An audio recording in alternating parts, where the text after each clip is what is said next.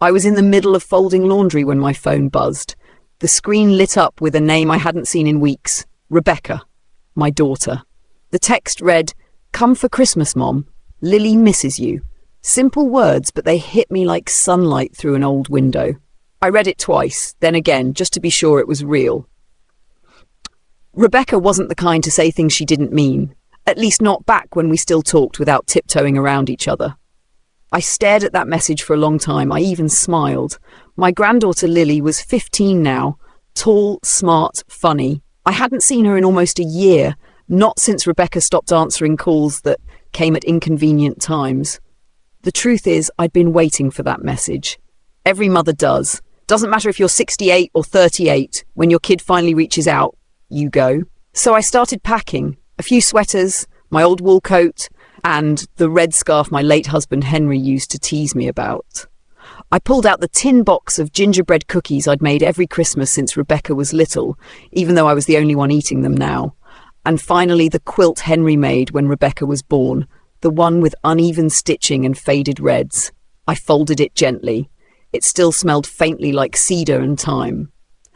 Bend, Oregon was quiet that week. The bus station looked like something out of a postcard nobody sent.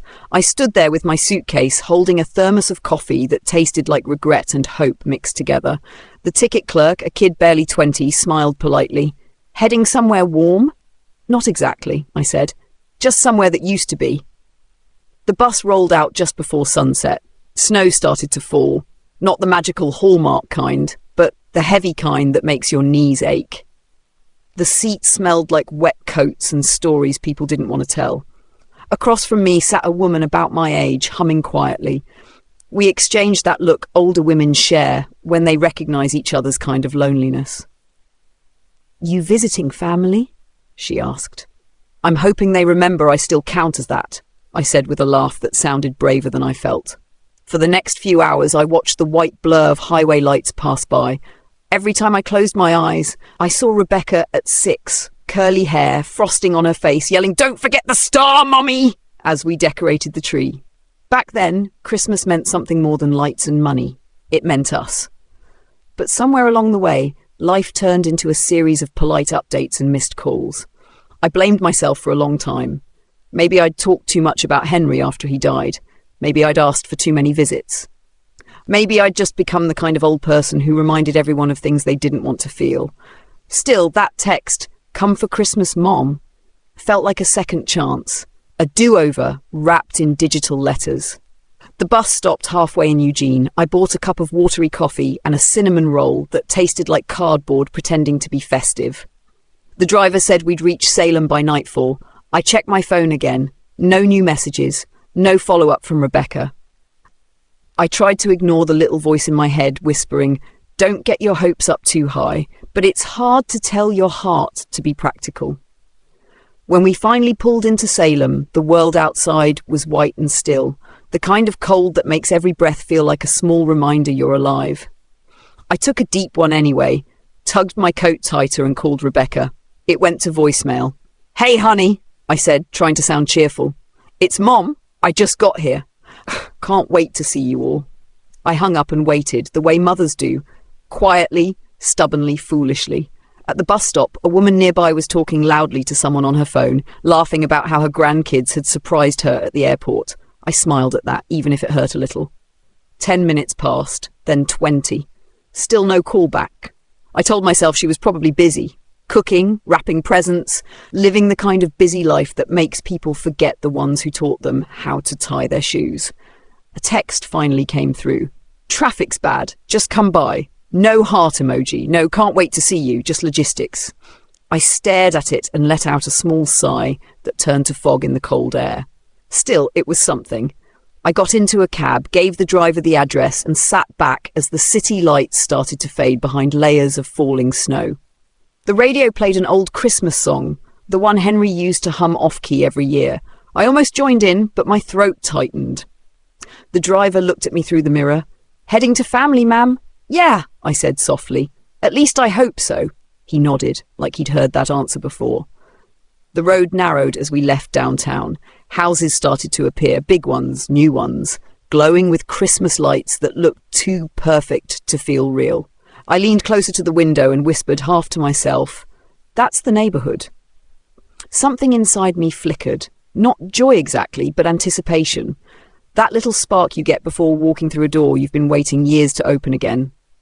The driver slowed down, glancing at the address on his phone. "This is it," he said.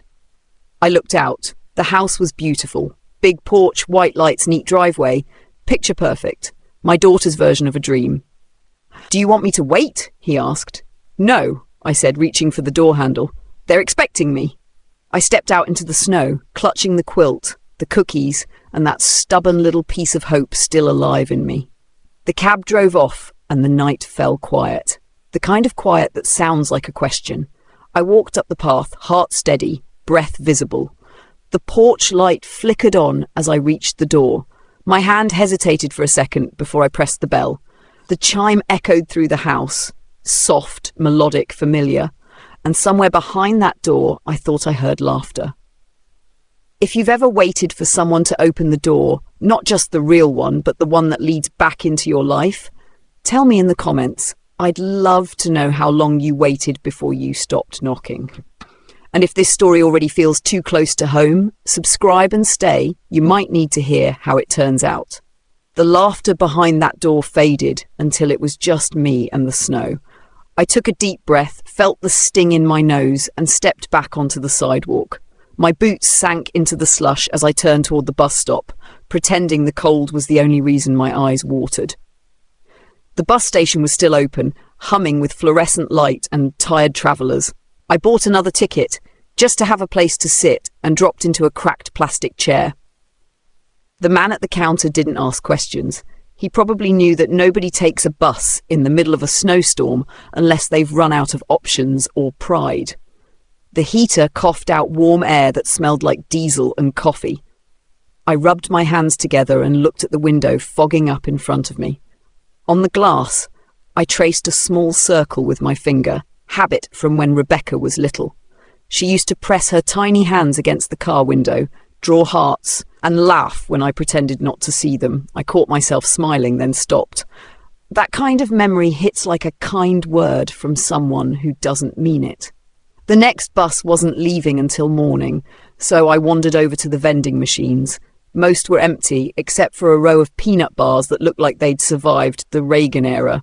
I bought one anyway. It broke in half when I opened it. Figures. Across the aisle, a man in a red jacket sat with his suitcase open, wrapping a few small gifts in newspaper. His fingers were clumsy, but the care was there.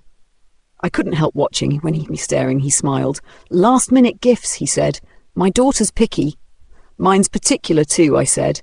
"But I guess that's what love looks like after it learns manners." He chuckled. "Ain't that the truth?" We talked a while. He was heading to see his grandkids in Portland. He'd forgotten the wrapping paper, but said his daughter didn't care. "She's just happy I'm coming," he said. I nodded, pretending that line didn't cut deeper than the cold. When he left for his bus, he waved, and I waved back. Then it was just me again, the machine hum and the steady ticking of the station clock. Midnight came and went. I must have dozed off because when I woke, the lights had dimmed and the janitor was mopping near my feet. "You okay, ma'am?" he asked. "Yeah," I said. "Just waiting." "For what?" he asked kindly. I looked at him for a moment. "For somebody to open a door." He gave me a soft smile. "Sometimes you've got to knock louder." "Sometimes," I said quietly. "It's not about the door." By the time morning came, I decided not to sit there another hour waiting for someone else's schedule to give me permission to move. I called a cab. The driver arrived half asleep, his radio low, playing old country songs about regret that apparently doubled as love ballads. "Where to?" he asked. "Anywhere there's coffee and heat," I said. He laughed. "Got just the place." We ended up at a diner near the highway, the kind that never closes because heartbreak doesn't either. The waitress poured coffee before I even asked. Her name tag said Darla. She had the kind of voice that made every sentence sound like a secret. "Travelling alone?" she asked. "Guess so," I said. Though I started out with good intentions. Darla smiled like she'd heard that one before. "Well, good intentions still tip well." She left the pot on the table, and I took that as a small victory. I stared out the window at the snow piling on the cars outside. Somewhere out there, my daughter was probably laughing around her perfect tree, maybe telling someone, "My mom's impossible, but I love her," or maybe not saying anything at all. I stirred my coffee even though I didn't add sugar. The sound filled the silence I didn't want to sit in. Around me, the diner was half empty. A trucker sleeping with his head on the counter. A couple whispering through breakfast like they were keeping a fragile secret. I reached into my coat pocket and felt the corner of Henry's old photograph. I pulled it out.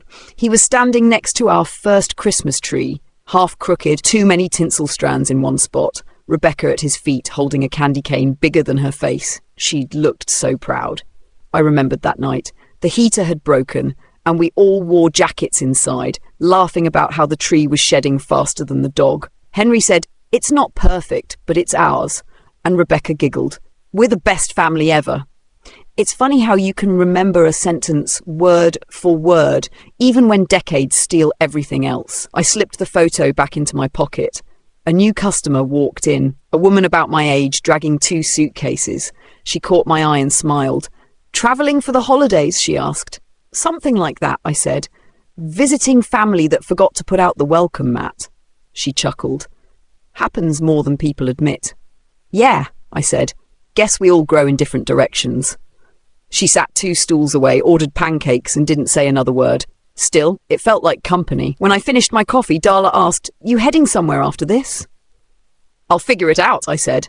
"Always do." She gave me a to-go cup and winked. "Figuring it out goes better with caffeine." Outside, the sky had softened to grey. The snow wasn't falling as hard now, just drifting. I stood by the road, sipping the bitter coffee, trying to decide what hurt worse, the cold in my hands or the silence from my daughter. I didn't want to go home yet. Home felt smaller now, emptier, like a room waiting for a sound that wasn't coming back. The cab driver from earlier spotted me and rolled down his window. "Still need a ride, ma'am?" "Yeah," I said. "Know any cheap motels around here?" He pointed down the road. "Couple miles that way, the kind that still takes cash." "Perfect," I said, climbing in. The ride was short. The motel was exactly what I expected. A flickering sign, cracked parking lot, and a front desk clerk who looked allergic to conversation. I handed him 2 20s, took the key and walked down the narrow hallway. The room smelled faintly of old coffee and carpet cleaner trying its best. I dropped my bag, pulled off my boots and sat on the bed. The springs groaned like they were judging my life choices. I set the quilt beside me, running my hand across the fabric. The edges were frayed, the colours faded, but it was still warm. I wrapped it around my shoulders, sat there a moment, and let the silence stretch until it didn't hurt as much.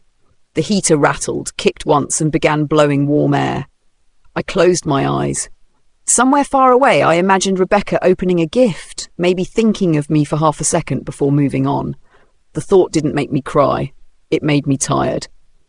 I leaned back, listening to the hum of the heater and the faint sound of a TV from the room next door. My phone sat on the nightstand. No new messages. I reached over, turned off the lamp, and told myself I'd only rest my eyes for a minute.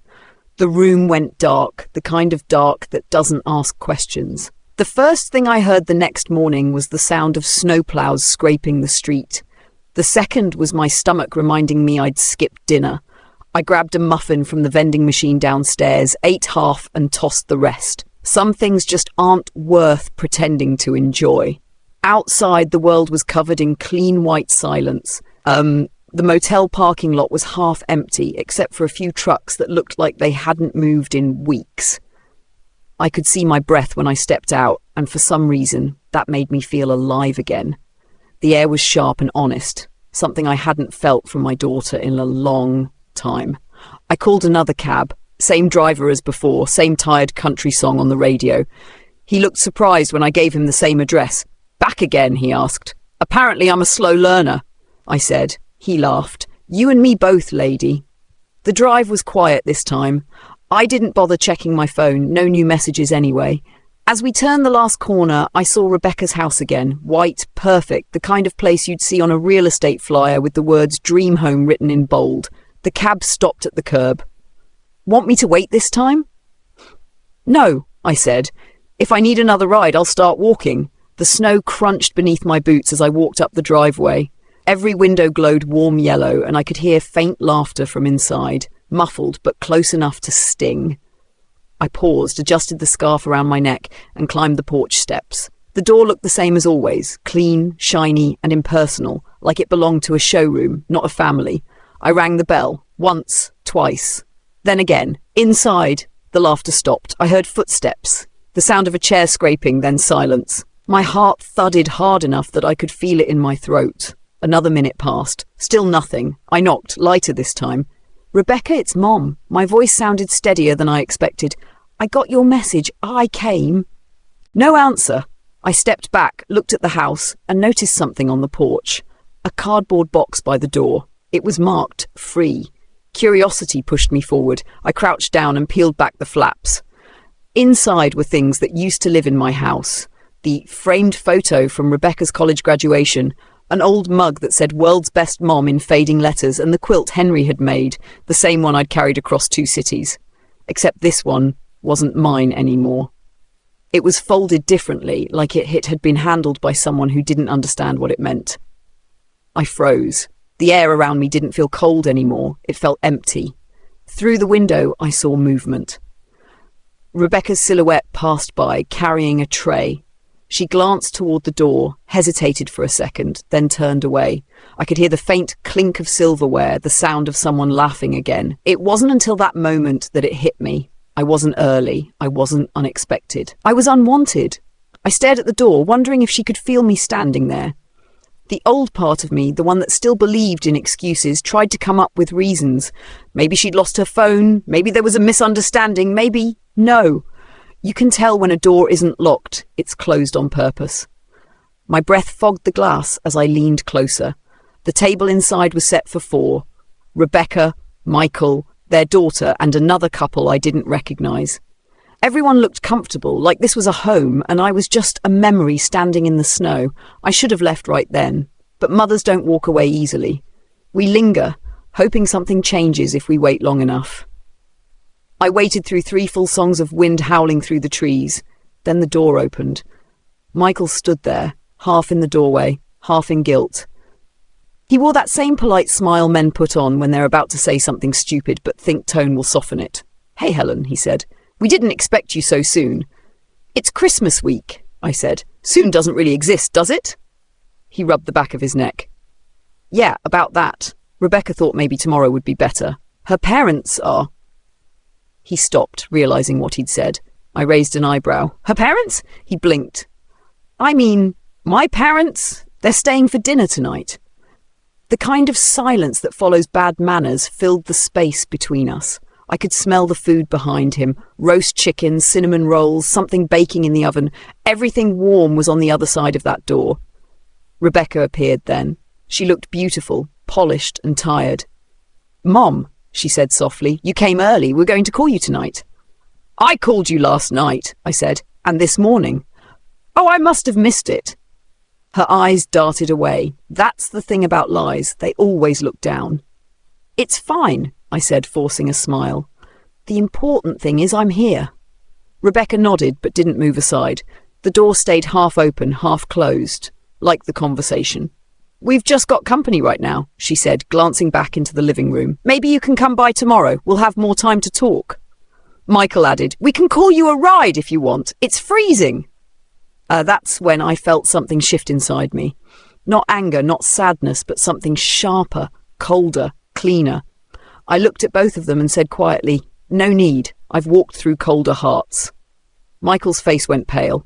Rebecca's lips parted like she wanted to say something but didn't know which lie would fit. I stepped off the porch, my boots sinking deep into the snow. Behind me the door clicked shut. No more laughter, no more light, just the wind. Halfway down the street, I looked back once. The house glowed brighter now, as if it wanted to make sure I saw what I was missing. I laughed under my breath.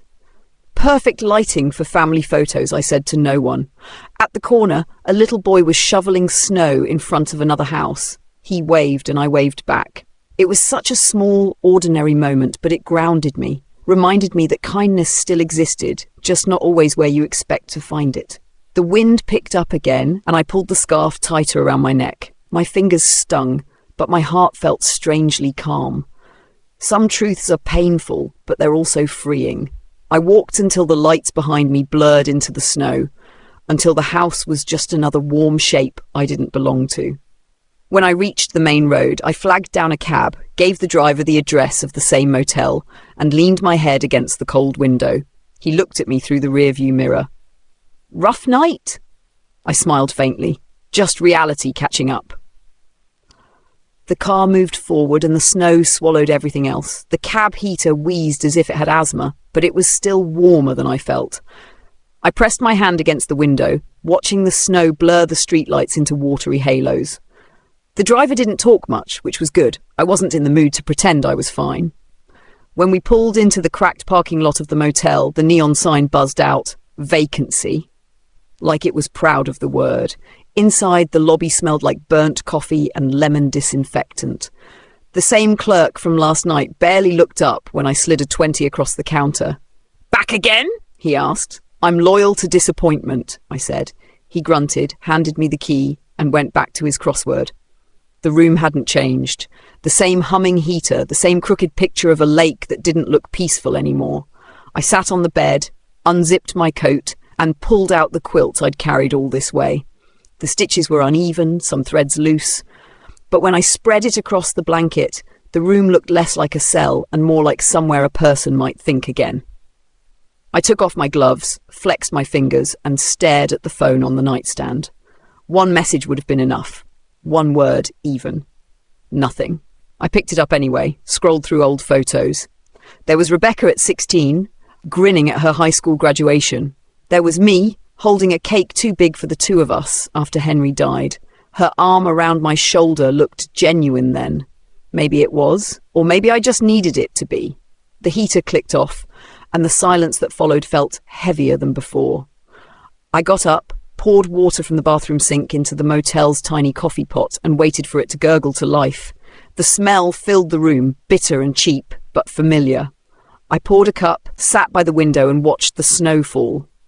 Across the street, a small diner's neon sign blinked open in red letters. Through the glass, I could see a few people laughing, eating, living. It was strange how life just went on, even when yours didn't fit anymore. I reached into the box I'd brought from the porch earlier, the one marked free. Inside, tucked under some papers, I found a small tin, the kind Uli used to keep buttons in. When I opened it, a few cookies crumbled to dust. There was also a small silver ornament, scratched and dented, shaped like a heart. On the back, written in my own handwriting, were the words, "First Christmas without Dad." Still trying. I let out a breath I didn't know I'd been holding. I could almost hear Henry's laugh, low and warm, the way it used to fill every quiet moment before it became memory. He always said Christmas wasn't about gifts, but about showing up. I wondered what he'd say now, seeing me sitting alone in a motel room, holding proof that my family had given me away for free. The coffee had cooled, but I drank it anyway. It kept my hands busy. My thoughts were louder when they were empty. Somewhere outside, a car door slammed, followed by laughter. A man and a woman, probably on their way to somewhere warm. Their voices faded as the door next to mine opened. The walls were thin enough that I could hear muffled music from a TV, something cheerful and wrong for the mood I was in. I turned off my lamp. The glow from the window painted everything in soft blue. That's when I noticed a shape on the nightstand, a small wooden figure I hadn't seen before. Joseph, from the old nativity set Henry carved the year Rebecca was born.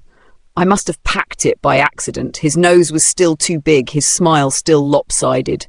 "Guess it's just you and me, Joe," I whispered. "Don't worry, I won't make you sleep in a barn." I laughed softly at my own joke, then covered my mouth because even laughter felt too loud. The sound echoed back, lonely but still alive. I lay back on the bed, pulling the quilt over me. The fabric smelled faintly of cedar and years that mattered. I closed my eyes, but sleep didn't come easy. Every time I drifted off, I saw the porch light flashing behind my eyelids, the door closing, the box marked free, Rebecca's face pretending not to see me. I turned onto my side, facing the wall. "Merry Christmas, Rebecca," I whispered. "You forgot something. You forgot me." The words didn't hurt the way I expected.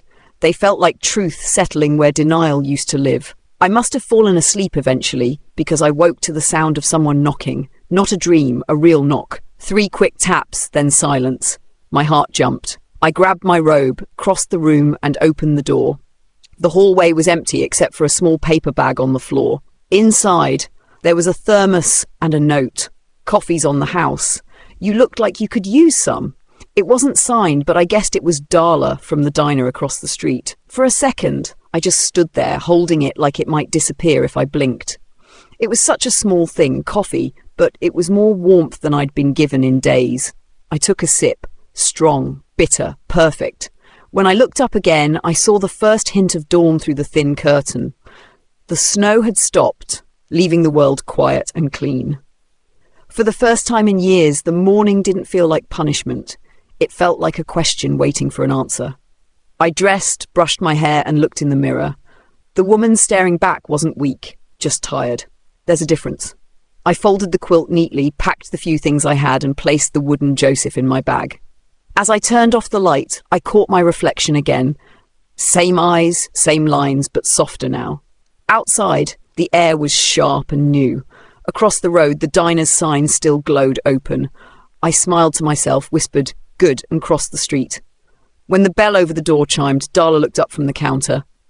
"Morning, sweetheart," she said. "Back for round 2? "Something like that," I replied, "and maybe a little conversation if you've got time." She poured coffee without asking. "For you, honey, I've got all morning." The warmth in her voice reminded me what kindness felt like. Not the kind that demands thanks, just the kind that notices when someone's missing warmth and decides to lend a little. I took a sip and smiled. "You know, Darla," I said, "I think I finally figured out what I'm doing for Christmas." "Oh yeah?" she asked. "What's that?" "Showing up," I said, "even if the invitation gets lost in the mail." Her laugh filled the air like cinnamon and relief. The snow outside glittered in the morning light, and the day finally felt like it belonged to me. The coffee at Darla's diner was hot enough to wake the dead and bitter enough to keep them awake. I liked it that way. I sat there for hours, watching people come and go, couples holding hands, kids with mittens too big for their hands, tired truckers carrying loneliness on their backs. Everyone had somewhere to be. Everyone but me. When the lunch crowd started trickling in, I paid the check and left. The air outside had softened. The snow was melting into dirty puddles along the sidewalk.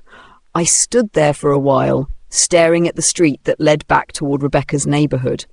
I told myself I was only thinking about walking that way, not actually doing it.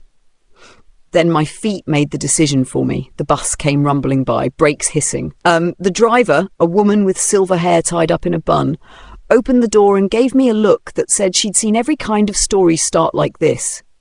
"Where to?" she asked. "Elmwood Lane," I said. She raised an eyebrow. "That's all the way at the edge." "I know," I said. "That's where the ghosts live." She didn't ask questions after that. The bus was half empty. I chose a seat by the window, close enough to watch the world without being part of it.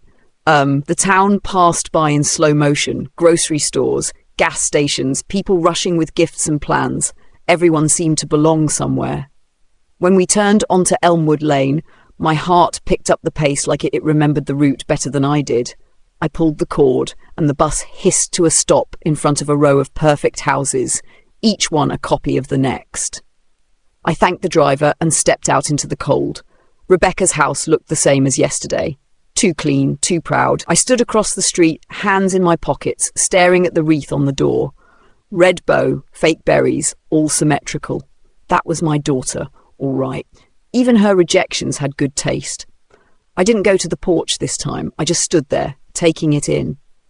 Through the window, I saw silhouettes moving, a flash of a red sweater, maybe Rebecca's, and the smaller shape of my granddaughter, Lily. She was laughing at something, her head thrown back. That laugh used to sound like sunlight to me. It still did. For a moment, I forgot the rest. I raised my hand, ready to wave, but before I could, the curtain closed. Just like that, the laughter was gone. I let my arm fall back to my side. The sting in my chest wasn't heartbreak anymore, it was understanding. Some people don't mean to hurt you, they just don't think about you at all. I turned to leave, but then something caught my eye near the mailbox. It was a small gift bag, the kind sold at every corner store with a tag that read "To Grandma." My name wasn't written anywhere. I picked it up, looked around, half expecting someone to yell that it wasn't mine. No one did. Inside was a candle, white with a gold label, Winter Comfort. The irony nearly made me laugh. I lifted it to my nose, vanilla and cedar, a scent that tried too hard to say we care. Underneath the candle was a folded card. I hesitated before opening it. It was from Lily. Her handwriting was round and hopeful. Dear Grandma, I made this in art class. Mom said we might see you next week. I miss your pancakes. Love, Lily.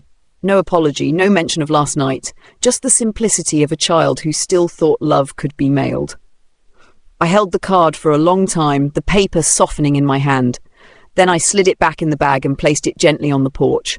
Maybe they'd see it later, maybe not. I didn't care about the candle or the card. What mattered was that it proved I wasn't completely erased, not yet. A car door slammed behind me. I turned. Michael was walking toward me, his jacket half-zipped, looking like a man who'd rather be anywhere else.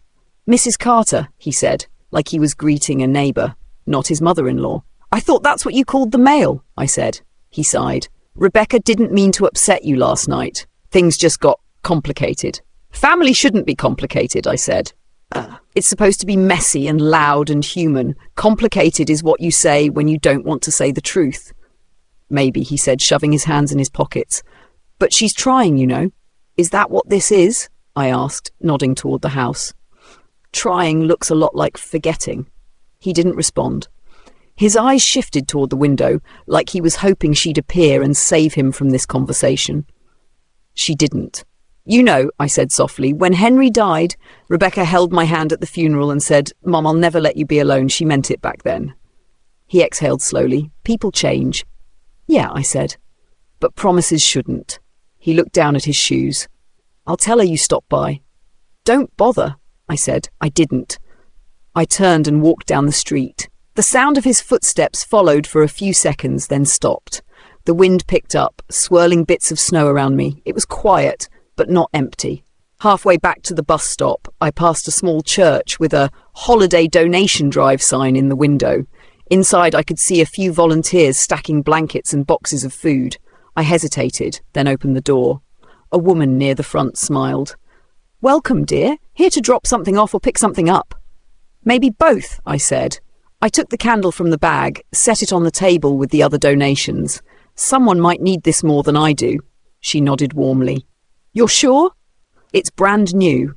I know, I said. That's the problem. She laughed softly, not quite understanding, but not needing to. She handed me a cup of cocoa before I left. Merry Christmas, sweetheart, she said. Outside, the church bells began to ring. I stood under the awning, listening to them echo through the quiet streets. The sound was steady, forgiving. I looked up at the grey sky and smiled. Merry Christmas, Henry, I whispered. Looks like I'm still showing up. The bus came just as the last bell faded.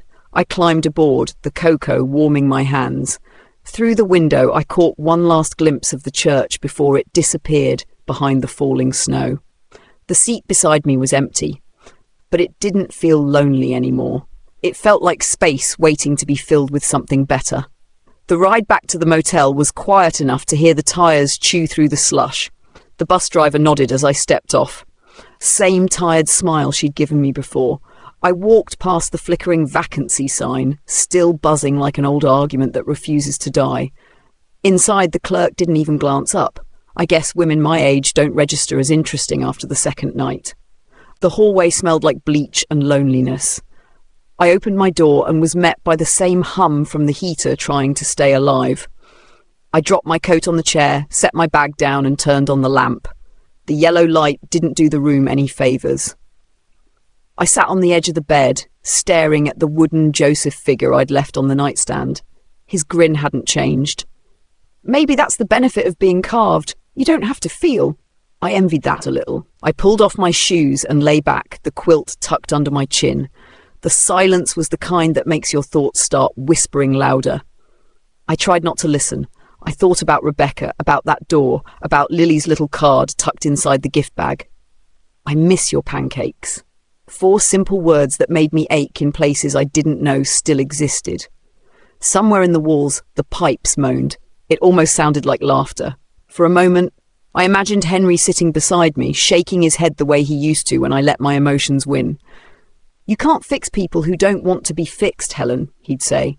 "You just outlive their mistakes." I smiled into the dark. "Guess I'm halfway there." The knock came just as I was drifting towards sleep. Sharp, quick, 3 times. I froze. For a second I thought maybe it was the wind, but then I heard it again. I pushed myself up, heart thudding. The clock on the nightstand glowed 6:04 a.m. I crossed the room, peeked through the peephole, and almost didn't believe what I saw. Lily, my granddaughter, standing in the hallway in a red coat too big for her, clutching a paper bag and a coffee cup like she'd just run away from Christmas itself. I opened the door so fast the chain rattled.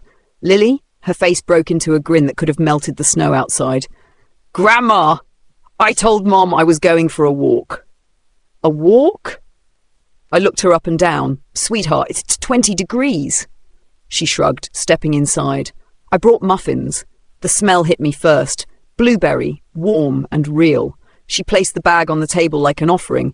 "From that bakery you like. The mean lady still works there." "Patty?" I laughed. "Still scaring customers into buying 2 of everything?" "She says she misses you," Lily said, sitting on the edge of the bed. "She told me to tell you her husband's still useless." "Ah, some things never change." She handed me the coffee cup. "Mom said I shouldn't come, but—" She stopped, twisting the paper sleeve around the cup. "But you did anyway," I finished for her. "That's my girl." She smiled faintly. "I just wanted to see if you were okay." "I've been worse," I said. "I've also had better coffee, but this will do." For a while, we sat there, sipping coffee, eating muffins, and pretending the world outside didn't exist. Her laugh filled the room, and for a moment, I forgot about motel walls and silent phones. After a pause, she pulled something from her coat pocket, an envelope wrinkled at the corners. "Dad told me to give you this if I saw you." I hesitated before taking it. "Your dad?" She nodded. "He said it's just something nice for the holidays." The envelope was light but heavy with meaning. My name was written on it in Michael's handwriting. No, Rebecca's husband, not Michael. I corrected myself, catching the memory of the wrong name like a ghost. I unfolded the note inside. "Mom, I know things have been strained. Please use this to get yourself something warm for Christmas. Love, Rebecca." A check was folded neatly inside, $500. I stared at it, my face unreadable. Lily bit her lip. "They meant well, Grandma. They just what?" I asked softly. "They don't know how to say sorry." I laughed, though it came out sounding like a cough. "They sure know how to put a price tag on it." Lily frowned. "Grandma." I shook my head. "Sweetheart, I'm not mad. I'm touched, really. It's not every day your daughter pays you to forgive her." She looked horrified for a second, then burst out laughing when she saw my grin. "You're terrible." "Terribly honest," I said. I held the check up to the light. "You know, your grandpa used to say money can't buy happiness, but I think he'd agree it can rent a decent motel room." Lily giggled, almost spilling her coffee. "You're still funny." "Still," I said, feigning offense. "Honey, I've been funny since Disco died." Her laughter softened the air, then her expression turned serious again. "Mom and Dad don't know I'm here. They said you'd understand." "I do," I said quietly. "You're the only one who still listens to that little voice that tells you what's right." She looked down. "I hate when they fight about you." "That's not your job to fix," I said. "It's theirs to regret." We sat in silence for a minute, the hum of the heater filling the space between us. I studied her face, so much of Rebecca in her eyes, but something gentler, more real. Then I reached over and squeezed her hand. "Lily, would you like to take a drive with your grandma?" She blinked. "A drive? Where?" I smiled. "Oh, nowhere far, just somewhere worth visiting." Her eyes brightened with curiosity. "You mean Mom's house?" "Exactly," I said, slipping the envelope into my coat pocket. "If they can send checks, they can handle a visit." She hesitated. "Grandma, this might be a bad idea." "Sweetheart," I said, pulling on my boots, "at my age, bad ideas are the only kind worth doing." She grinned, shaking her head. "You're unbelievable." "Thank you," I said. "I practice." We packed the rest of the muffins in the bag and she followed me outside. The snow was soft again, falling in lazy flakes. Her old red hatchback waited at the curb, dusted white. She unlocked it and I climbed in, still holding the check. "Grandma," she said as she started the car, "you're not going to yell at them, right?" Yell, I said, buckling up. No, darling, I'm going to educate them. She laughed nervously, pulling onto the road. I feel like this is how family legends start. I smiled, watching the snowdrift past the window. Oh, it's already a legend, they just haven't heard my version yet. The road ahead curved toward the neighbourhood I'd left behind. The heater hummed, the radio played a Christmas song slightly out of tune, and for the first time in years, I felt something warm that didn't come from caffeine. It came from the quiet certainty that, this time, I wasn't knocking alone. The car heater blew lukewarm air that smelled faintly of wet mittens and peppermint gum. Lily's little red hatchback rattled over the icy road like it had opinions about our plan. I watched her grip the steering wheel, too tight, too young to be driving her grandmother toward a confrontation that no one had asked for but everyone needed. You really don't have to do this, she said, glancing at me. I know, I replied. That's why it'll matter. She gave me a side look, half worry, half admiration. You're either brave or crazy. Sweetheart, at my age, there's no difference. The road curved around the hill, and soon the houses appeared. Those neat, perfect boxes of suburban pride. The kind that all looked the same until you realised the difference was just in the kind of loneliness they hid. When we pulled into Rebecca's driveway, the snow crunched under the tyres. The curtains were open this time, light spilling through like everything inside was normal. I saw Michael at the kitchen counter, still in his robe, pouring coffee like it was any other morning. For him, maybe it was. For me, it was the morning my patients retired. Stay in the car, Lily, I said. Grandma, please don't. I smiled, unbuckling my seatbelt. If it gets ugly, just honk twice and pretend you're an Uber driver who made a wrong turn. Her laugh cracked through her nerves. You're impossible. Exactly. That's why I always win. I climbed out of the car and walked up the driveway, each step slow but steady. The air smelled like frost and cinnamon, the cruel perfume of family holidays. My boots left perfect prints in the snow, leading straight to the porch where I'd once stood like an uninvited ghost. This time, I didn't hesitate. I rang the bell. The sound echoed inside, followed by the shuffle of feet. The door opened halfway, and there he was, Michael, same robe, same guilt. He froze like he'd just seen a plot twist in real life. Mom, he stammered. You're back. I held up the envelope. I came to return your Christmas gift. It didn't fit. His brow furrowed. What? The coat money, I said. Turns out I already have something warm. I tilted my head toward the car. Her name's Lily. He looked past me, saw her wave nervously from the car, and sighed. You shouldn't have come. Michael, the good thing about being my age is that I've run out of people who get to tell me what I should or shouldn't do. He rubbed the back of his neck, glancing inside the house like he was hoping Rebecca would appear and take over. She did. Mom? Her voice came from behind him. She stepped into the doorway, perfect hair, perfect sweater, perfectly uncomfortable. Why are you here? To make a return, I said. The store policy said I had 30 years, and I figured I'd use them. Rebecca frowned. Mom, please, not now. I handed her the envelope. $500. That's what I'm worth these days, huh? A good sale for someone who raised you, fed you, buried your father, and taught you how to drive without killing mailboxes. Her face went pale. It wasn't like that. It never is, I said. That's what makes it so convenient. Michael shifted awkwardly, mumbling, Maybe we should talk inside. No, I said. Inside's for family. Rebecca took a step forward, lowering her voice like I was a wild animal she didn't want to startle. Mom, you're being dramatic. Sweetheart, I said softly, you don't know what dramatic is. Dramatic is standing in the snow outside your daughter's house, holding the life she's thrown away into a box marked free. Her lips parted, but no words came out. The silence that followed was the kind that couldn't be filled with excuses. I reached into the car and pulled out Henry's quilt. Remember this? I said, unfolding it. The familiar patches of faded blue and cream caught the morning light.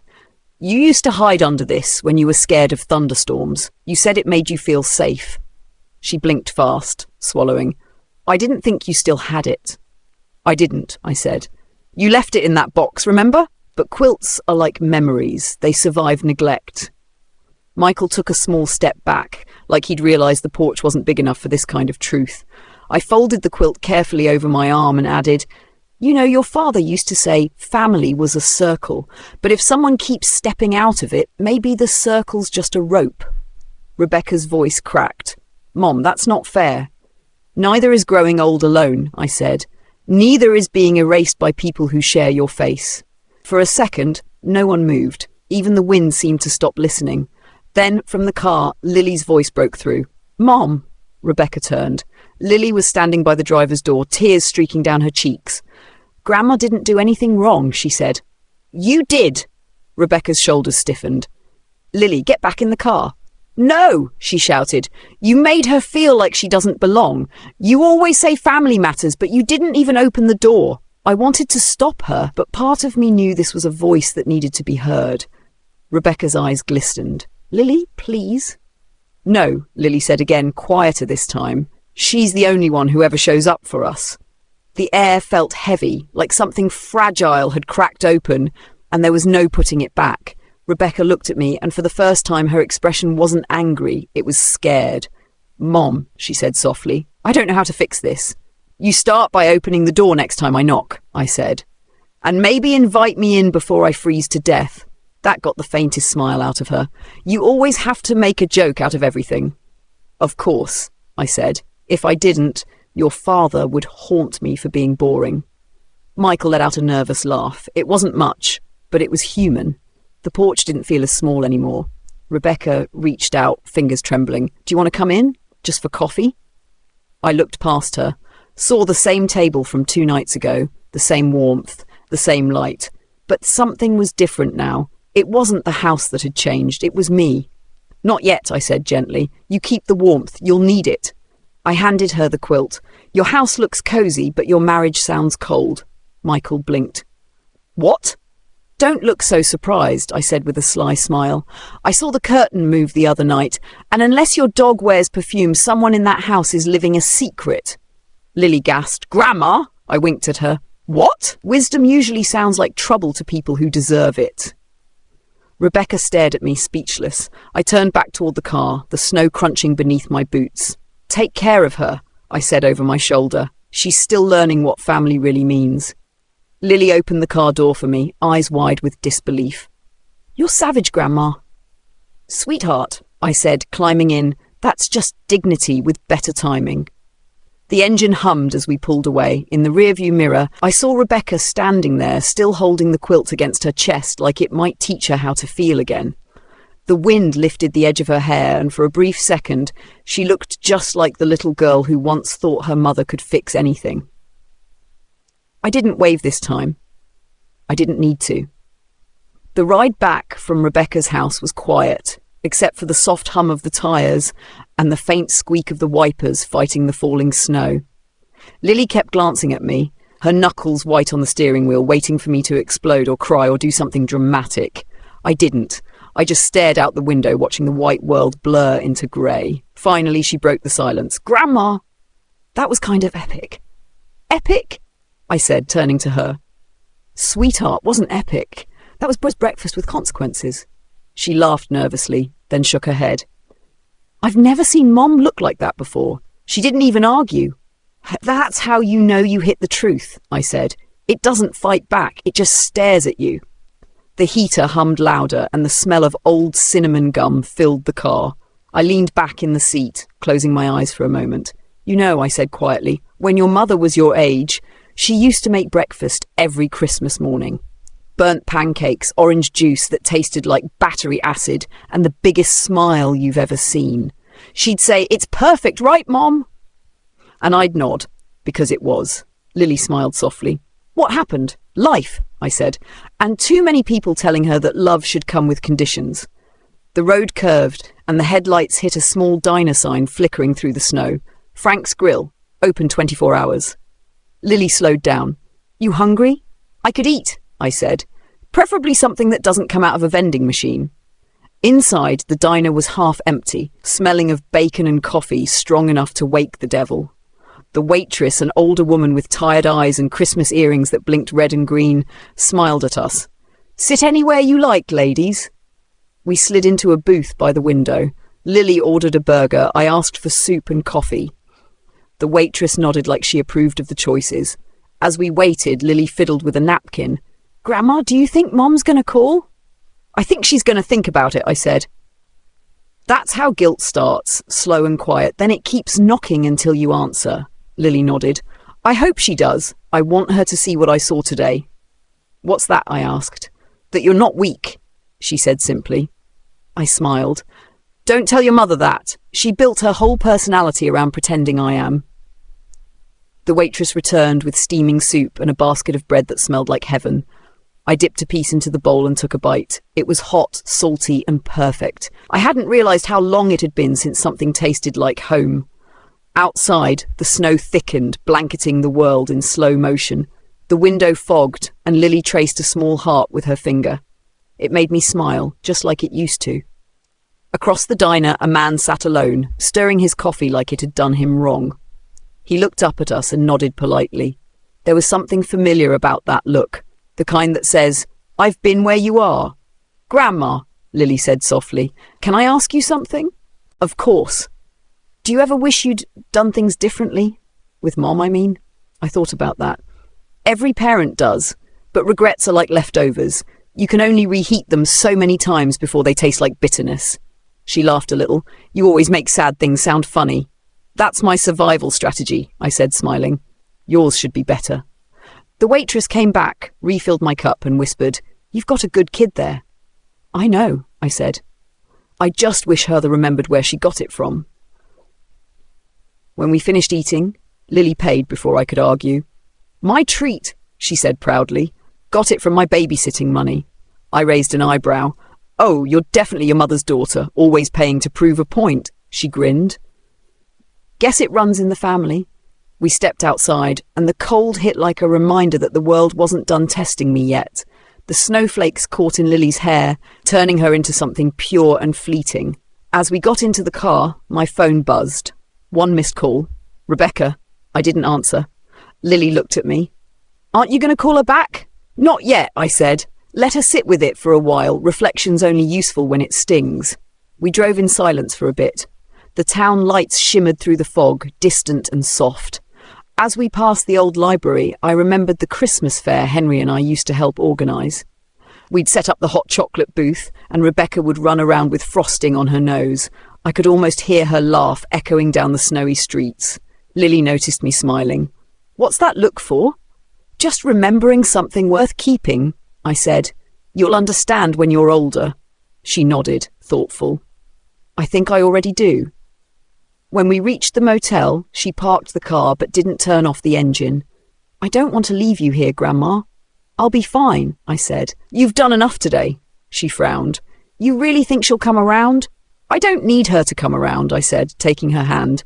"I just need her to realise I'm still standing." Lily squeezed my hand, eyes wet but smiling. "You're tougher than anyone I know." "Toughness isn't a choice, sweetheart," I said. "It's the receipt life gives you for all the times you didn't quit." She laughed softly. "You're like a quote book with wrinkles." "I prefer vintage wisdom with sarcasm," I said. We hugged before she left. Watching her drive off, I felt something shift inside me. Not sadness, not even relief, but a quiet certainty. Back in my room, I hung the quilt over the chair and turned on the lamp. The small wooden Joseph sat where I'd left him, still smiling his crooked smile. I poured myself some tea from the diner's to-go cup and sat by the window.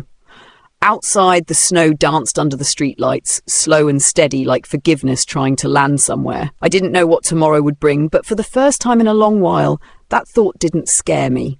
The heater rumbled back to life, and I pulled the quilt across my lap. The air smelled like coffee, cinnamon and peace. The kind of peace you earn, not because the world got softer, but because you did. The next morning came slow and soft, sunlight slipping through the thin motel curtains like it wasn't sure it was welcome. For a second, I forgot where I was. Then I saw the quilt on the chair, the wooden Joseph on the nightstand, and remembered everything. The air was cold enough that I could see my breath. I reached for my phone, half hoping, half dreading what I'd find. 2 missed calls, 1 voicemail, both from Rebecca. I didn't play the message. Some words need silence first. I got dressed, brushed my hair, and poured what was left of yesterday's coffee into a mug. It tasted awful, but I drank it anyway. Habit, has its comforts. Outside, the snow had stopped, leaving the world washed clean, as if even winter was trying to make peace with itself. The parking lot glistened under the morning sun. I stood there for a while, letting the air sting my cheeks awake. A car horn honked. I turned to see Lily's red hatchback pull in. She jumped out, waving. "Grandma, you didn't answer your phone." "I was busy ignoring the obvious," I said, smiling. She grinned. "You look better today." "That's because I've had exactly 0 conversations with people who disappoint me."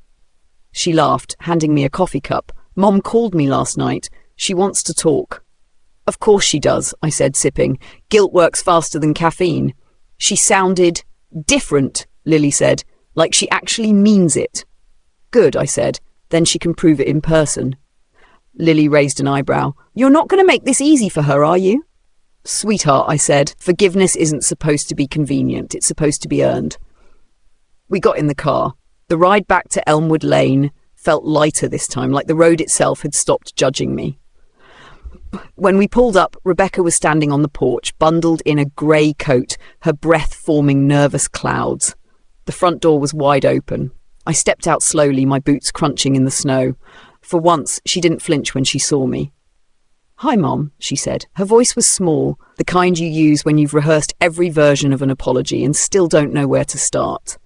"Morning," I said. "Your porch light's still broken." That made her smile. Barely, but it was there. "I made breakfast," she said. "Nothing fancy, just eggs and coffee." I looked past her into the house. The smell of toast drifted out, and for the first time, it didn't smell like something I'd lost. It smelled like a beginning that hadn't realized it was one. Inside, the table was set for 3. No guests, no decorations, no performance. Just plates, forks, and the hum of a coffee pot.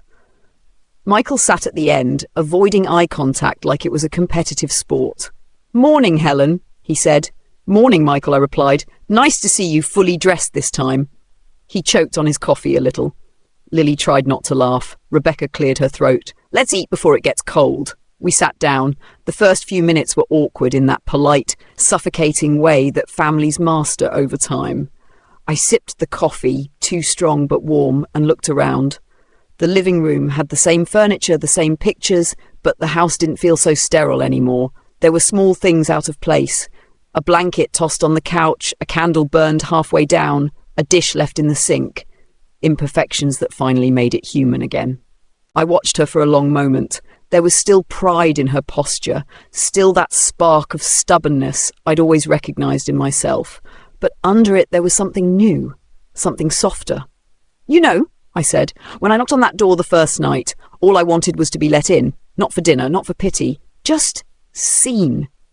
"I see you now," she said. "I swear I do." I reached for the photo again, tracing the edges with my thumb. "Good," I said quietly. "Then maybe we both learned something." She stood, hesitated, then stepped forward and hugged me. It wasn't the awkward, sideways hug of obligation. It was real, warm, desperate, human. I felt her shoulders shake, and I didn't pull away. When she finally let go, I said, "You smell like cinnamon and regret." She laughed, wiping her face. "You're terrible." Honesty smells a lot like cinnamon if you use it right. She took a deep breath. "Will you come tomorrow?" "I'll think about it," I said. "Depends on whether I can find something decent to wear." Her mouth twitched. "Mom, you own more scarves than Macy's. And yet none of them protect me from bad decisions." That made her laugh again, louder this time, freer. She shook her head, looking around the room once more. "You really stayed here the whole time?" "It's not the Ritz," I said, "but the staff doesn't lock me out." Her face fell a little. "You don't have to stay here anymore." "Maybe not," I said. "But it's quiet, and peace has terrible lighting, but it's honest." She smiled softly like she understood. "I'll pick you up tomorrow, noon." I said I'd think about it, I teased. "I know," she said, walking to the door, "but I also know you. You'll come." After she left, I sat back down, staring at the photo in my hand. The paper was worn, the colours faded, but the feeling was still there, proof that we'd once been something better. I broke off a piece of banana bread. It was warm, perfectly baked, just the right balance of sweet and real. I smiled. Rebecca always could follow a recipe. She just needed to remember life wasn't one. The clock on the wall ticked toward evening. Outside, a few carolers walked by, their voices muffled through the thin window. I could hear them singing Silent Night. Funny how songs about peace always sound a little sad when you're finally finding it. I finished the last bite of bread, wiped my hands, and looked at the photo again. I didn't frame it or tuck it away. I just left it on the nightstand beside Joseph, where it belonged, for now. The heater rattled, then settled into a steady rhythm. I pulled the quilt around my shoulders and leaned back, eyes half closed. The world wasn't fixed, not even close, but for once it didn't feel broken beyond repair. It felt like something that might, just maybe, hold together, if everyone stopped pretending they were fine. The next day came wrapped in the kind of stillness only snow can bring. The motel parking lot looked like a blank page, untouched, waiting for someone to write something new on it. I took my time getting ready, put on my best grey sweater, the one Henry always said made me look like I owned a library. I brushed my hair, added a touch of lipstick, and slipped the photo Rebecca had given me into my purse. At 11:59, a car horn sounded outside. I looked out the window and smiled. Rebecca was early. That was her version of an apology, arriving before I could change my mind. When I opened the door, she was leaning against her car, bundled in a red coat, holding 2 cups of coffee. "Truce offering," she said, handing one over. "Careful," I said. "Last time you brought me coffee, I ended up outside your house." She laughed softly. "This one comes with a side of humility." The drive back was quiet but comfortable. Every few blocks, she'd point out something. New Christmas lights, a neighbour's dog, the old bakery now turned into a smoothie shop. It felt normal, and I realised how much I'd missed that kind of silence. When we turned into Elmwood Lane, I spotted Lily waving from the porch, her face pink from the cold. She was wearing an apron covered in flour. "Grandma!" she shouted as we pulled in. "You're just in time. I made the rolls myself." "Then I'll make sure to bring butter," I said, stepping out. Inside, the warmth hit me first. The smell of turkey, cinnamon, and something sweet that reminded me of the years when Rebecca still believed Christmas was magic. The living room glowed with soft lights, and the tree sparkled with ornaments I hadn't seen since Henry was alive. She dug them out from storage. The wooden stars, the paper snowflakes Lily made in kindergarten, even the faded angel with a crooked halo that used to sit at the top. Rebecca caught me staring. I thought maybe we could use a few old things again. I nodded, my throat tight. Sometimes old things are what hold the new together. Michael came out from the kitchen, wiping his hands on a towel. "Dinner's almost ready," he said with a nervous smile. "Lily did most of it. I just supervised the smoke detector." "That's a promotion," I said. "Usually you set it off." He laughed, and for once, it didn't sound awkward. We sat down at the table. 3 plates, 3 glasses, no extra settings, no forced smiles, just us. Lily beamed as she brought over the bread basket. "Grandma, I used the recipe from your old cookbook, the one with the coffee stains." "Ah," I said, "the authentic flavour of survival." Rebecca poured the wine, hesitating when she reached my glass. "Still just a splash?" "Make it half," I said. "It's Christmas, let's live dangerously." We all laughed, and for a moment it didn't feel like we were trying. It felt like we already had. Halfway through the meal, Rebecca cleared her throat. "Mom, there's something else I wanted to give you," I sighed. "If it's another envelope, I'm starting a collection." She smiled nervously and nodded to Lily, who ran to the living room and came back holding a small wrapped box. "Go on," Rebecca said. I opened it carefully. Inside was a delicate silver keychain, simple, small, shaped like a house. Attached was a tag that read, "Your home. Always." I stared at it for a long time before speaking. "Rebecca, what is this?" "It's the key to the guest room," she said. "We want you to have it. I know you love your space, but it's yours anytime you need it. No knocking required." The weight of the key in my hand was light, but it felt like something heavy had finally been lifted off all of us. I looked at her, then at Lily, who was biting her lip, waiting for my reaction. "You two always did have a flair for the dramatic," I said, voice shaking slightly. "But this one's a hit." Rebecca exhaled a laugh, tears glimmering in her eyes. "You can still stay at the motel if you want." "Rebecca," I interrupted, "a mother doesn't need an invitation to her child's heart, but it's nice to have one, just in case." She reached across the table and took my hand. Her grip was firm, steady, like she wasn't afraid to hold on anymore. "I'm sorry it took me this long to open the door," she said. "Better late than polite," I said, smiling. The rest of dinner went the way good ones should. Uneven, messy, full of laughter that didn't need to sound perfect. Michael told bad jokes, Lily showed off her new school art project, and Rebecca rolled her eyes the same way I used to when Henry tried to fix things with duct tape. After dessert, Lily insisted on taking a picture. We stood by the tree, arms around each other. "Smile big, Grandma," she said, echoing her younger self. I did. When the flash went off, Rebecca said quietly, "Dad would have loved this." I nodded. He's probably laughing at how long it took us to remember how. We cleaned up together, bumping elbows, stealing bites of leftovers, and arguing over who would wash the dishes. Lily played carols on her phone, slightly off-key but cheerful. By the time I put my coat on, it was dark outside. The snow had started again, falling soft and slow against the porch light. Rebecca walked me to the car, hands tucked in her pockets.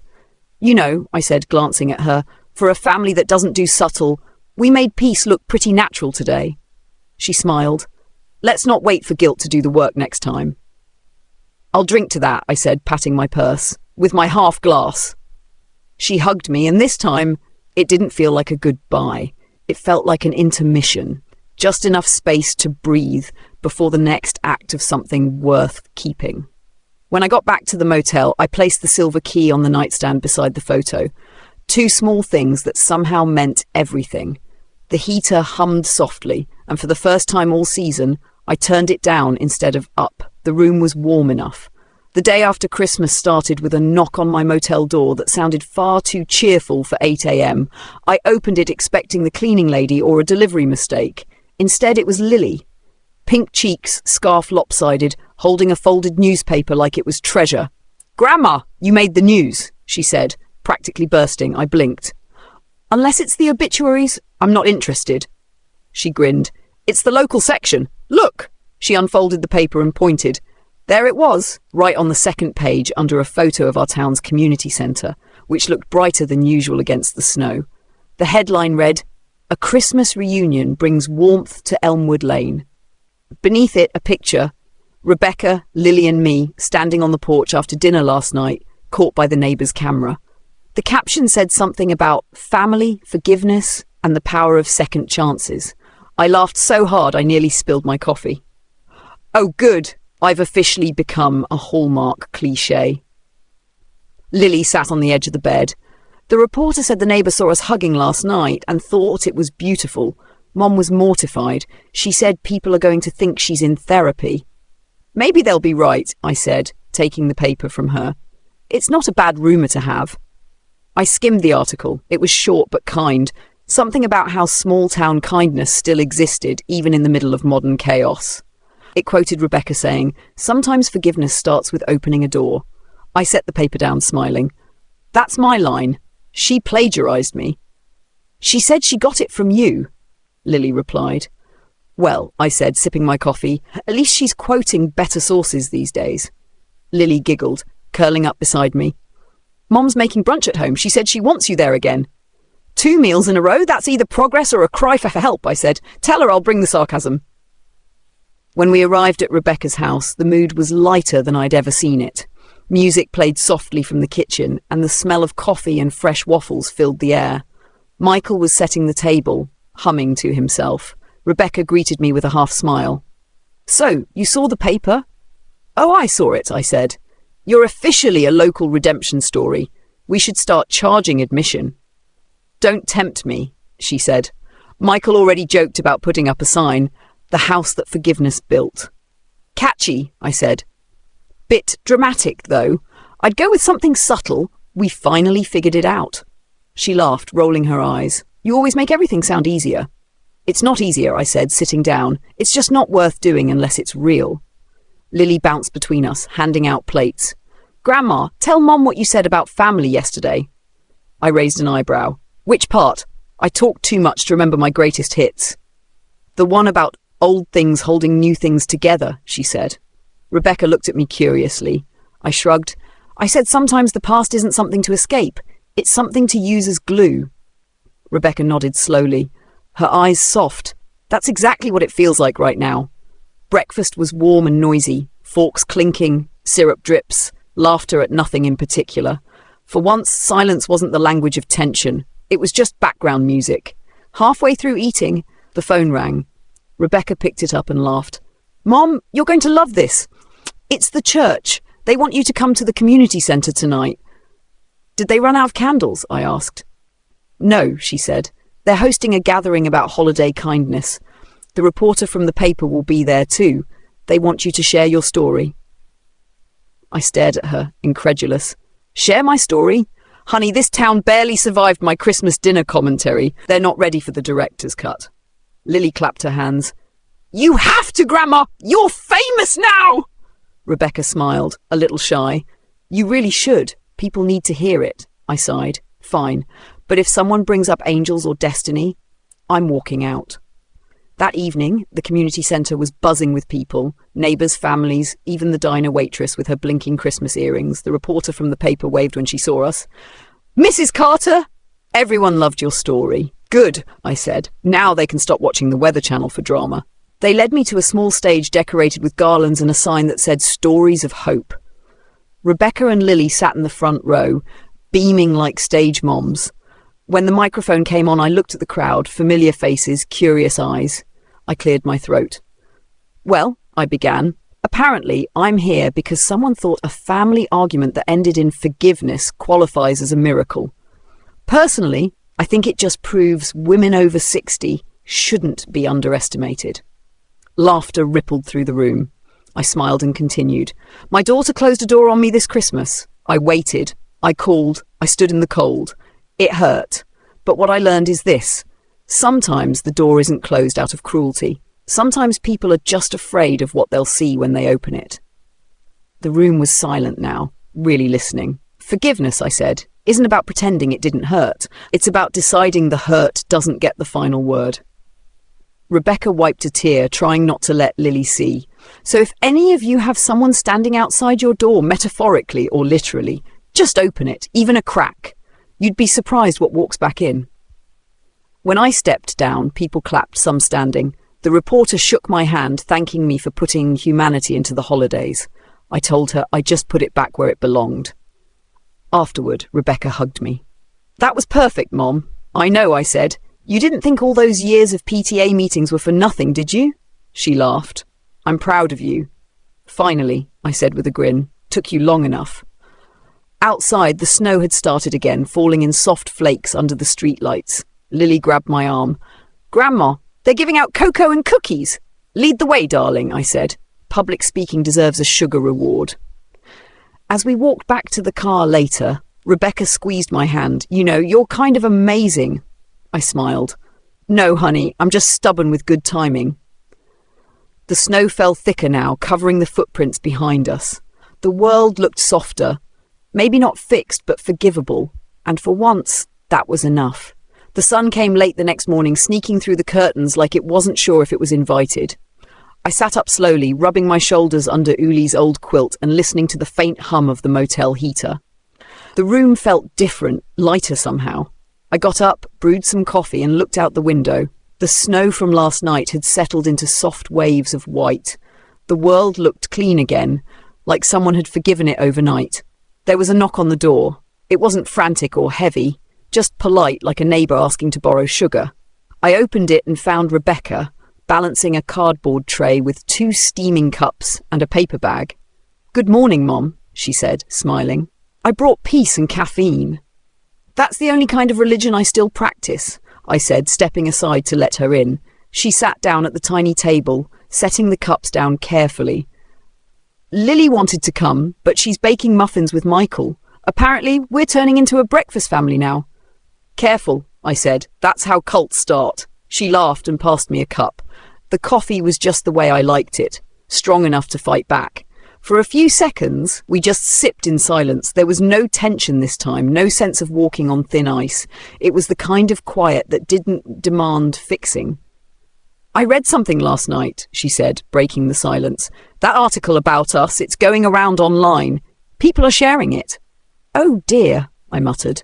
"I didn't sign a release. Should I expect paparazzi in the parking lot?" She smiled. No, but someone at the local TV station wants to do a small feature about forgiveness, families, and how we found our way back. I laughed into my cup. They must be running out of cat rescue stories. They mean it, she said, and they want you to tell it. I gave her a look.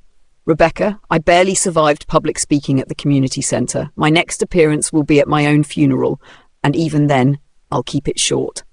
She chuckled. You were good last night, Mom. People listened. It mattered. I shrugged, pretending not to be touched. Maybe it did, but I didn't do it for the applause. I just wanted you to hear me without a door in between. I did, she said softly, and I still am. Her tone carried something real this time, something I didn't want to ruin with a joke, so I nodded and took another sip. The coffee was cooling, but the moment was warm enough. She reached into her coat pocket. I have something for you. Oh no, I said. If it's another symbolic key, I'm running away. Not this time. She handed me a small envelope. Lily made it. I opened it and pulled out a hand-drawn card. On the front, a stick figure version of me stood next to a lopsided Christmas tree. The text said, "The grandma who showed up anyway."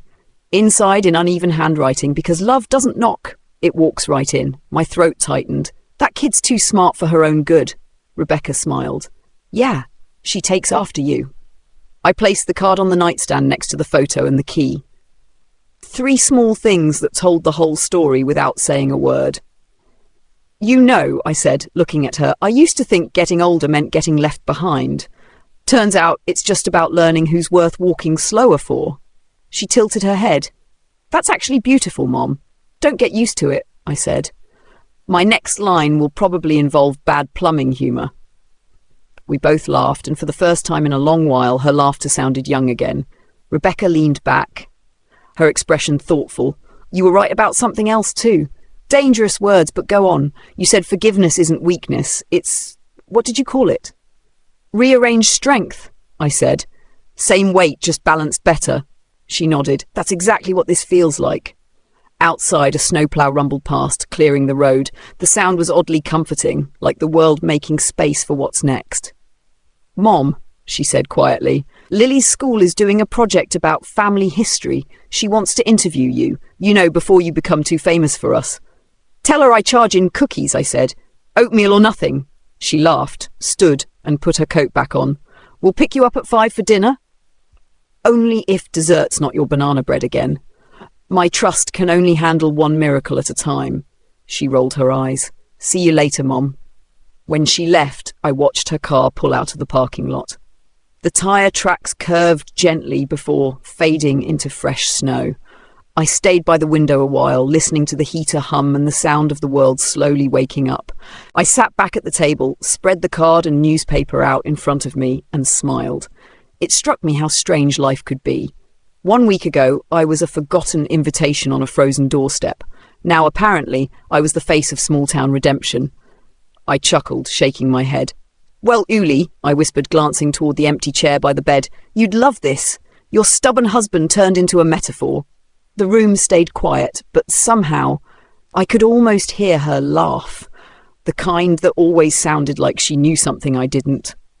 I turned off the lamp, picked up the silver key and slipped it into my pocket. It felt right there, not as a reminder of the past, but as something new. A permission slip to keep showing up. The snow outside glittered under the morning light, the kind of shimmer that only happens when the world's finally calm enough to reflect something true. I took a deep breath, let it fill the room, and smiled. Forgiveness, I thought, isn't just about opening doors. Sometimes it's about realizing you never needed permission to knock. That evening, the smell of cinnamon hit me before I even knocked. Rebecca's house glowed from the inside out, soft yellow lights, laughter spilling through the windows, and music humming like the heartbeat of something finally alive again. I hesitated for a second on the porch, just long enough to feel the cold sting of air on my face. Then I smiled, adjusted my scarf and walked right in. Lily spotted me first, holding a mixing bowl almost bigger than her head. Grandma! You came early! I'm punctual, I said. It's one of the few respectable traits I've left. She grinned, setting the bowl down. We're making pancakes for dinner! Pancakes! I raised an eyebrow. You're breaking sacred breakfast laws, kid. Mom said we're starting a new tradition. Lily said proudly. I turned to Rebecca, who was standing by the stove, flipping something with far too much confidence. Traditions used to involve turkey and casseroles. Now it's breakfast rebellion? Adapt or starve, Mom, she said, smirking. Michael came in with a plate of bacon and a look that said he'd learned to stop questioning things. At least it's edible this time, he said. Barely, Rebecca muttered, swatting his arm. The kitchen was chaos. Flour on the counter, syrup on the floor, laughter bouncing off every wall. For once, nobody cared if it was perfect. It was the kind of mess you want to freeze and frame.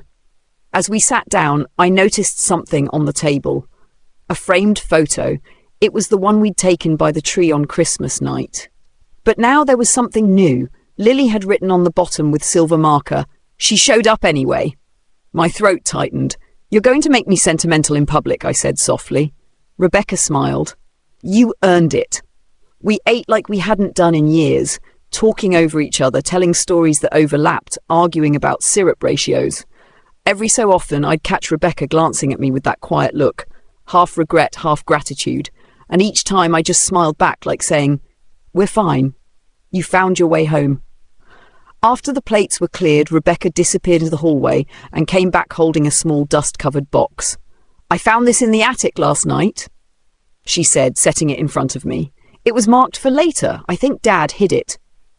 Lily leaned forward, eyes wide. "Open it, Grandma." I brushed the dust off and carefully lifted the lid. Inside was a small snow globe, the kind sold at church fairs for $1. Inside, a miniature cabin sat under painted pine trees, a figure of a woman standing at a window. The base had an engraving that read, "Home is where they remember your chair." For a moment, I couldn't speak. I just stared at it, feeling something stir in my chest I hadn't felt in years. I shook it gently. The fake snow swirled around the cabin, falling slow, like forgiveness finally landing where it was supposed to. Rebecca touched my hand. "Mom, he must have made that after his last Christmas with us." I nodded slowly. "Your father was a quiet man, but when he said something, it lasted." Lily grinned. "It's like Grandpa knew you'd need it someday." I smiled. He always planned ahead, especially when it came to guilt trips. Everyone laughed, and for a second, I could almost hear Henry's laugh joining ours, the same rumbling sound that used to shake the dinner table when I told a bad joke. I placed the snow globe in the center of the table, right next to the syrup bottle. "There," I said, "a reminder that this family's officially weatherproof." Rebecca wiped her eyes, laughing through it. "You always find the words, don't you?" "Occupational hazard of surviving you," I said. Later, as the dishes soaked and the house quieted down, Lily climbed into my lap, curling up like she used to when she was little. "Grandma," she whispered, "why did you still come when they forgot you?" I looked down at her, brushing a bit of flour off her cheek. "Because love doesn't keep score, sweetheart. It just keeps showing up until someone notices." She smiled sleepily. "That's kind of like magic." "No," I said softly. "It's better. Magic fades. Love just waits." Rebecca glanced over from the sink, her eyes meeting mine.